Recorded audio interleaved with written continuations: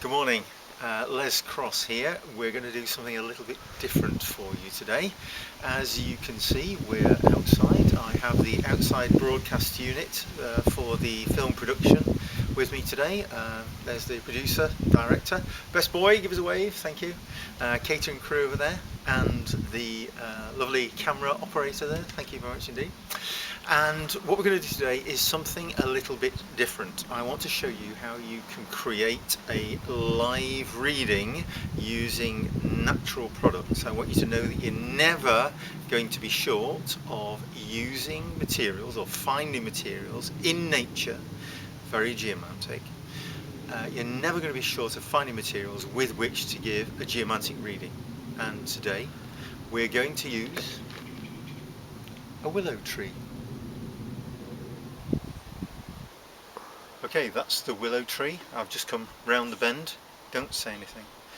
And what I'm going to do then is to look for some leaves down in the lane here that we can use from the willow tree to give a reading. So let's see the kind of leaves that we've got.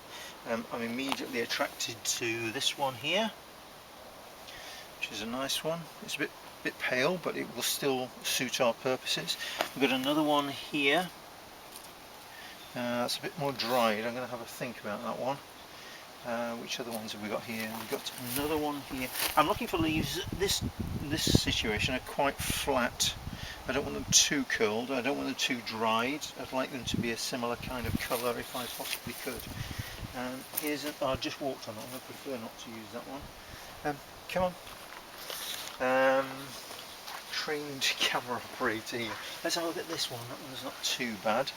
So we've got 4 there at the moment, but I'd like to get a slightly different one than that one. That's a bit curled up. Let's see if we can get one. This one here. That one's fine. That one's fine. So the ones that we've got here, you can see that one's a bit yellow. I'll just see if I can get a slightly different one than that. Have we got another greener looking one here? Just trying to see. There we go. That's a green looking one, that's fine. Okay, so this was the one I didn't want to use because it's a little bit yellow. This one's a bit too dried up, but these are all freshly blown off the tree. Oops. Up again. Freshly blown off the tree, so they're a nice, good green, living green colour.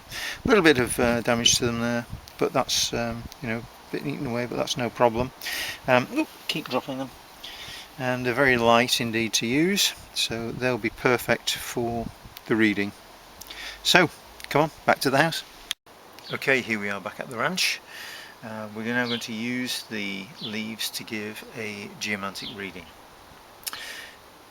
The leaves I'm going to use in the following way. I'm going to gather them all up together, and for any leaf which I throw, I'm going to throw them all these together, but any leaf which lands in a more or less vertical position like that, I'm going to attribute as a single tap, and for any leaf that lands in a more horizontal orientation, I'm going to envision as being a double tap.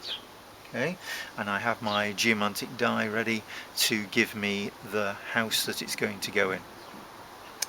So occasionally you will find that the leaf won't be exactly in the orientation of vertical or horizontal, and in a situation like that, from your own vision, because you are the oracle, you are the reader, you will be the one who decides whether it looks to you more vertical or more horizontal, and on that basis you will position it to make it clear in your own mind as exactly which orientation it is. Okay? I'm now going to get the question clearly in my mind, and I have my notepad ready to make a note of the reading itself. So let's get the question clearly in mind.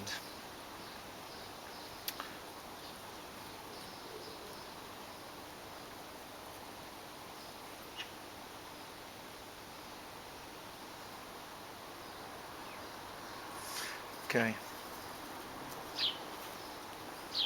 Okay, that's how they've landed. We can see here that we have one which is pretty vertical, another which is pretty vertical. This one is slightly higher than this one, but it doesn't matter because they're the same orientation as it happens anyway. That's obviously the orientation of the first geom, obviously Fortuna Minor. Let's see which house that's going to go in.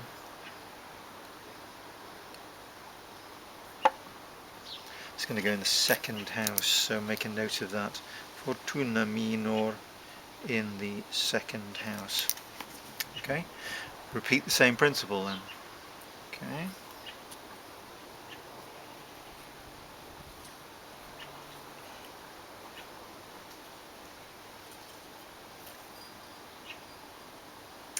Trickier. What have we got here? It seems to me that these are all via. Okay, because we have top one looks like this one.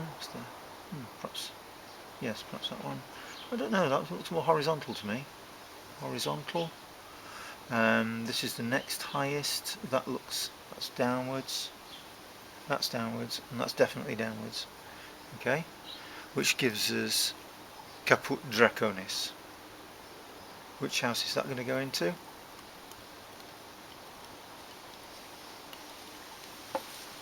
It's going to go in the third house. Okay, so Caput Draconis, oh, doesn't matter, I know what they are now. That goes in the third house, and that's fine. Okay, we can release the leaves back into the wild to do what they then need to do, and from that then I'm going to go back inside the house, into the study, and work out what the active transform is. I already know what the active transform is, but we're going to calculate the active transform, think about the meaning, and then I'm going to post it on the blog for you a little bit later on today. And that's how you give a perfectly natural geomantic reading.